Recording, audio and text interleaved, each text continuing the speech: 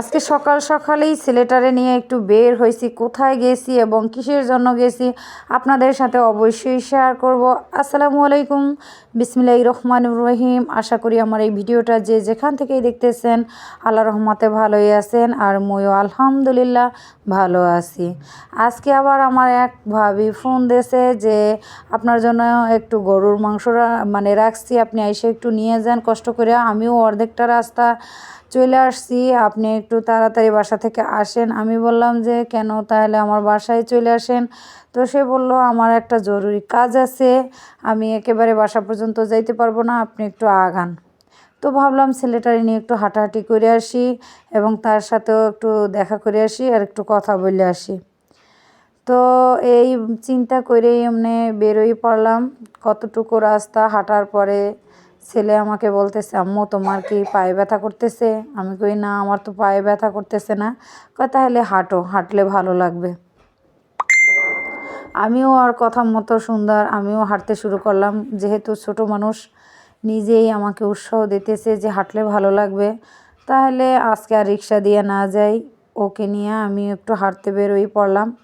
তারপরে তার কাছ থেকে গরুর মাংস নিয়ে আইসা, তো সে আমার শুভাকাঙ্ক্ষী, সে সবসময় আমাদের জন্য কম বেশি চিন্তা করে। তো যাই হোক, গরুর মাংসটা নিয়ে আইসা ভাবলাম যে না, ফ্রিজে রাখার আর দরকার নাই, বাচ্চাদেরকে রান্না করে দেই। তো এই জন্য ধুইয়া কুইটা একেবারে পরিষ্কার করে নিয়ে বসে পড়লাম রান্না করার জন্য। অনেকগুলা কাজ একেবারে জমে গেছে, কারণ বাচ্চাদের পরীক্ষার সময় তো তেমন একটা কাজ করতে পারি নাই, সেই কাজগুলোই এখন আস্তে আস্তে করতে হইবে। তো সবাইরই বলে রাখছি যে বাচ্চাদের পরীক্ষা শেষ হইলে আপনাদের কাজ তাড়াতাড়ি আমি শেষ করে দিয়ে দেব। দেখেন কি একটা অবস্থা, ঈদ আসলেও আমি বাড়িতে যাইতে পারি না এই কাজের জন্য, কোরবানি আসলেও এই কাজের জন্য আমি বাড়িতে যেতে পারি না। আর এখন ডিসেম্বর মাস, সবাই বাচ্চাদের নিয়ে ঘুরতে যায়, বেড়াইতে যায়, নানু বাড়ি যায়, দাদা বাড়ি যায়, সবাই কম বেশি যায়, কিন্তু আমি যাইতে পারি না। কারণ আমার যে কাজ জমা ইন্না থাকে সেগুলা কইরা কমপ্লিট করে দিতে হয়। কারণ এগুলো যদি আমি না করি, অনায়াসে হঠাৎই কাজটা বন্ধ করে দেই, তাহলে দেখা যায় আমার চলতে অনেক কষ্ট হয়ে যাইবে, কিংবা বাচ্চাদের নিয়ে অনেকটা সমস্যার সম্মুখীন আমার হইতে হইবে। যার কারণে যত কষ্টই হোক বাচ্চাদেরও কষ্ট হয়, কারণ যখন ডিসেম্বর মাসটা পড়ে তখন ওরা একটু বেড়াইতে যেতে পারে না, নানান প্যারার কারণে। আবার দেখা যায় ঈদ আসলে ঈদের সময় যেতে পারে না, কিংবা কোরবানি আসলে কোরবানির সময়টাও তেমন একটা যাইতে পারে না। শুধু আমার এই একটা কাজের জন্য দেখা যায়, এই কাজটা এমনই একটা কাজ, এটা দেখা যায় ঈদ, কোরবানি, পহেলা বৈশাখ, হিন্দুদের পূজা, তারপরে আবার দেখা যায় ডিসেম্বর মাসের আগে আগে, কারণ যখন বাচ্চাদের একটু ছুটি হইবে তখন দেখা যায় মায়েরা বাচ্চাদের ড্রেস বানায়, নিজেরা ড্রেস বানায়, তারপরে বেড়াইতে যায়। বেড়াইতে গেলে সবাই তো কম বেশি দুইটা একটা নতুন ড্রেস পরতে চায়, এটা সবাইরই ভালো লাগে, তাই না? এই জন্য দেখা যায় তখনও আমি যাইতে পারি না। যাই হোক, সব কিছু মিলাইয়া তারপর শুকুর আলহামদুলিল্লাহ, আল্লাহ রাব্বুল আলামিনের কাছে হাজার হাজার শুকরিয়া যে আমি যদি কোনো কাজ করতে বসি দেখা যায় বাচ্চারা আমাকে হেল্প করে, এটাও আমার জন্য অনেক কিছু। আমি আগে থেকেই তাদেরকে বলতেছি যে বাবা, ডিসেম্বর মাসে যে আমরা বাড়ি যাব সেটাও তো কিভাবে যাব, আমার ভর্তি হইতে হইবে, সেখানে অনেকগুলো টাকার দরকার। তারপরে ইকরারে ভর্তি করাইতে হবে, সেখানে টাকার দরকার। সমস্ত কিছু ম্যানেজ করে আসলে হয় না। কেন যে আল্লাহ রাব্বুল আলামিন আমার উপরে এতটা দায়িত্ব দিয়েছে বলতে পারি না বা জানি না। যাই হোক, তারপরেও যতটুকু পারি চেষ্টা করি আমার দিক থেকে সেই দায়িত্ব পালন করার জন্য। আর এদিকে বাচ্চারা আমি কালকে এমনিও ওদেরকে নিয়ে একটু আমার বান্ধবীর বাসায় বেড়াই আসছি, সেখানে রাতের খাওয়া দাওয়া শেষ করে তারপরে বাড়িতে আসছি, বাসায় আসছি। আজকে এই যে গরুর মাংস বসাইছি, কালকে রান্না করা আরও তরকারি ছিল, ডিম ভুনা ছিল, ডাল ছিল। আর এদিকে মেয়েটা দেখেন কি অবস্থা, জামা কাটছে, তার জন্য জামা কাটছে। এই জামার পিসটা আমি ইসলামপুর থেকে আনছিলাম ওর জন্য। তো সেটা আর বানানো হয় নাই, কারণ দেখা যায় সময়ের অনেক অভাব, এজন্য বানানো হয় নাই। আজকে মানে ও বলতেছে আম্মু কাইটা দাও, আমি বানাই ফেলাই। তো এই কাইটে দেওয়ার মতো সময় হয় নাই, দেখা যায় কাজ শেখার জন্য স্টুডেন্ট চলে আসছে, এজন্য আমি আর এই জামা কাটতে বসতে পারি নাই। সে নিজেই কাটছে কাইটা, আবার খুব সুন্দর করে সেলাই করতেছে। তো আমি আবার একটু ভিডিও করে রাখলাম, কারণ আমি তো প্রতিদিনই অনেক অনেক জামা আমার কাটা হয়, সেলাই করা হয়, কিন্তু এই কাটা এবং সেলাই করার এই ভিডিওটা আমি তেমন একটা আপলোড করি না। আমার জামাটা সেলাই করতেছে, আর অলরেডি তার জামা কিন্তু সেলাই করা হয়ে গেছে। আগেই তার জামাটা সেলাই করছে, তার জামার ভিতরে সে নিজে নিজেই সুন্দর করে লেস বসাইছে, কুচিতে লেস বসাইছে। অবশ্য আমি যে বানাই তার থেকে তার জামাটা বানানো অনেক সুন্দর হয়েছে। শুকর আলহামদুলিল্লাহ। আসলে কি মায়ের গুণগুলা বেশিরভাগ সন্তানেরা পায়, এটাই স্বাভাবিক, তাই না? তো আমি কিন্তু এই কাজটা তাকে শিখাই নেই, সে দেখা তারপরে আমার কাছে যে কাজ শিখতে আসে তাদেরগুলা দেখে সে একা একা প্র্যাকটিস করছে, আর এখন সে আমার থেকেও ভালো বানাইতে পারে। দেখেন তার নিজের ফ্রকটা সে কত সুন্দর করে বানাইছে, আর এই জামাটা এত বড় ঘের রাখছে, মানে খুবই সুন্দর হয়েছে। আবার হাতায় একটু লেস বসাইছে। লেসগুলো আমি কিনছিলাম 5 টাকা গজ। খুবই সুন্দর, লেসগুলো বসানোর পরে আরও একেবারে ফুটে উঠছে, কালোর ভিতরে লাল আর সাদা সাদা হালকা হালকা একটু গোলাপি ফুল। কাপড়টা মানে একেবারে 2.5 হাত ভরের কাপড় ছিল। কাপড়টা 1 গজ কাপড় নেছে 180 টাকা করে। কাপড়টা কিন্তু অনেক সুন্দর এবং ভালো লাগে। তো ও বানাইছে, আর আমি খুব সুন্দর করে আবার মিলে সবগুলা দেখতেছি।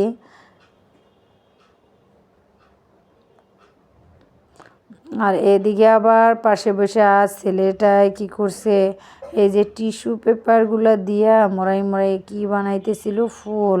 তখন সেইটারও আবার আমি একটু ভিডিও করলাম, যে শলার মাথায় করে তারা মানে বানাইয়া শলার সাথে পেঁচাইয়া তারপর ফুলদানি বানাইতেছে।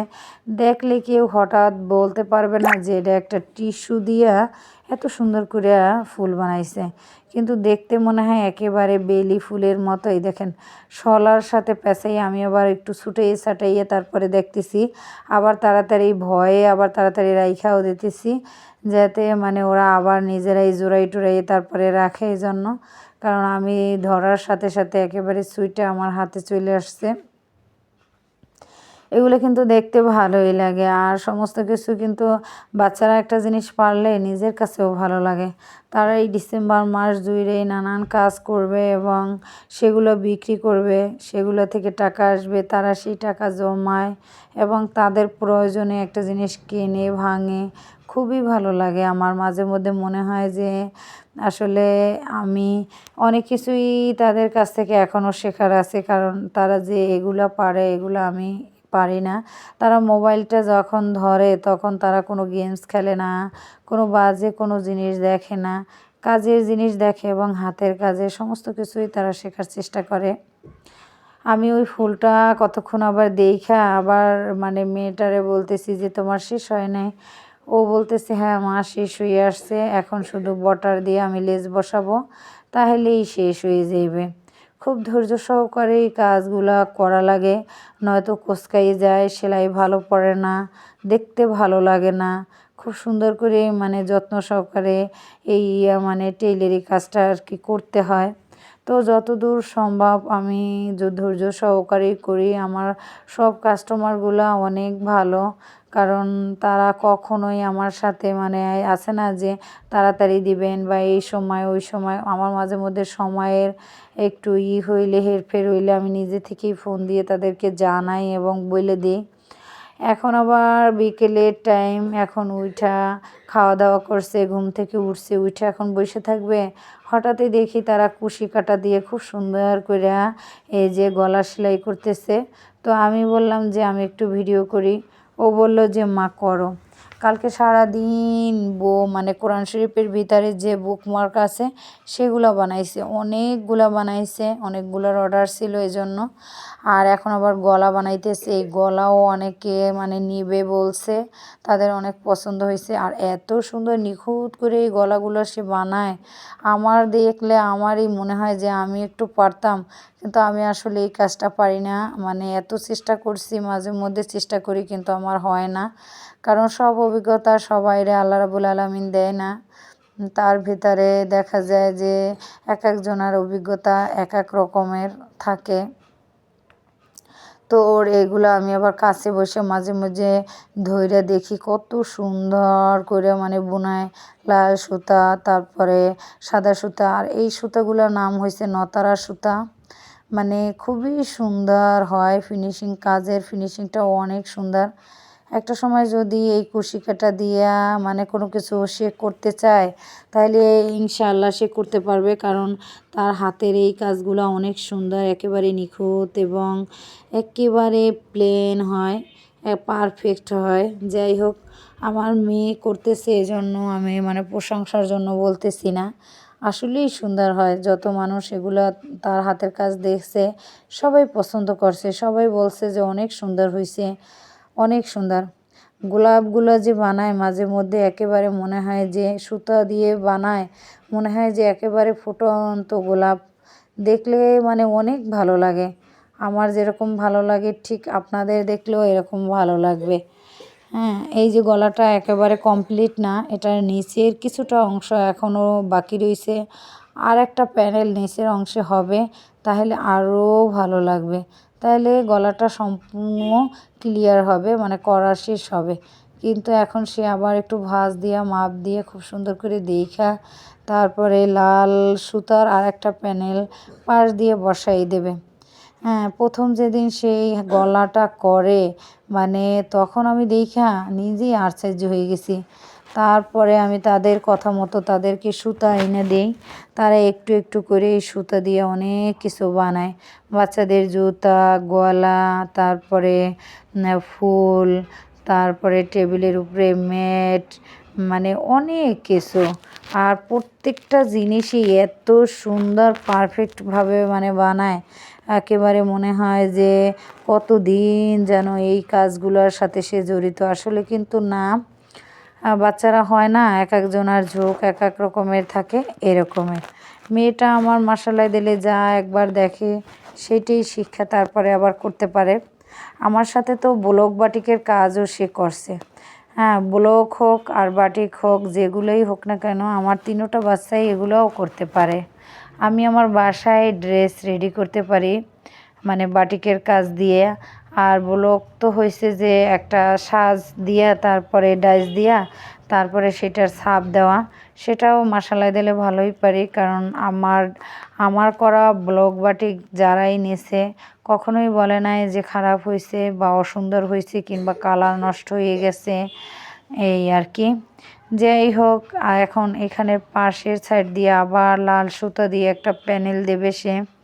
তার বানানো হাতের লেস, তার মানে জামায় হোক যে কোনো কিছুতেই এখন সুন্দরভাবে ব্যবহার করা যায়।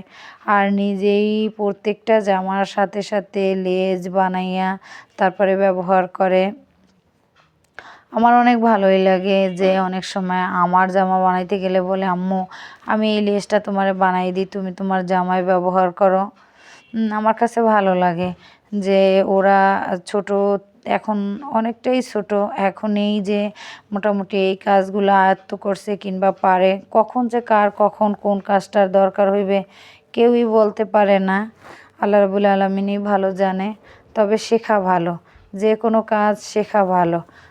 কারণ কাজ শিখে রাখলে সেটা কখনোই ফালানো যায় না, পরিশ্রম করলে ভালো কোনো কিছুই হয়, কখনো পরিশ্রম কখনো বৃথা যায় না। আপনি যত কষ্ট করে একটা জিনিস শেখার চেষ্টা করবেন, শিখবেন, সেটা একদিন না একদিন আপনার কাজে আসবেই, কাজে দিবেই, আজ অথবা কাল। যাই হোক, আমি যেভাবে যত কষ্ট করে কাজ শিখছি, আমার ছেলেমেয়েরাও এরকম কষ্ট করে কাজ শিখতেছে কিংবা কাজ করতেছে, আমার পাশে হেল্প করতেছে, এটাই আমার কাছে পরম পাওয়া। আমার কাছে মানে এটাই ভালো লাগে, কারণ অনেক বাচ্চারা তো কথাই শোনে না, আর সেখানে তারা নিজে থেকেই বোঝে যে এই জিনিসটা মায়ের মানে দরকার বা এটা করি, সময় অপচয় করি না। এখন শেষ পর্যন্ত কী হয় আল্লাহ রাব্বুল আলামিনই ভালো জানেন। সব ভালো যার শেষ ভালো তার কথায় আছে না? তো আল্লাহর কাছে সবসময় দোয়া করি, আল্লাহ তুমি তাদেরকে ভালোভাবে মানুষের মতো মানুষ করার তৌফিক দান করো এবং তাদের জ্ঞান বুদ্ধি সব কিছুই ভালোর জন্য এবং ভালো পথে চলার মতো তৌফিক দান করো। আর তাদের ঈমানকে মজবুত করো এবং তোমার ইবাদত করার মতো সেই তৌফিক তাদেরকে দান করো। আমিন। অনেক কথা আপনাদের সাথে শেয়ার করলাম, অনেক কিছু বললাম, কারণ প্রত্যেকটা বাচ্চাদের ক্ষেত্রেই মায়েরা এইভাবে বাচ্চাদেরকে শেখানো উচিত। আমি তো আমার জায়গা থেকে চেষ্টা করি, শেষ মুহূর্ত পর্যন্ত চেষ্টা করব ইনশাআল্লাহ। আল্লাহ হাফেজ।